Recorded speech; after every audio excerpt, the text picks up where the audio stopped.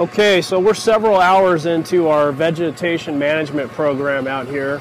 As you can see, again, the trail work that we've been doing out here for the last several years has actually been holding up really well.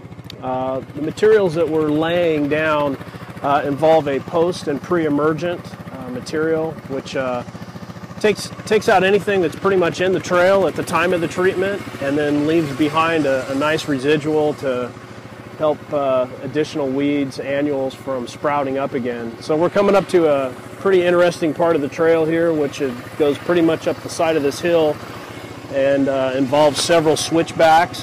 We've actually had a casualty on here before, not a person, but equipment. So you can see here as we go back and forth, it gets a little bit treacherous as we're going up the hill.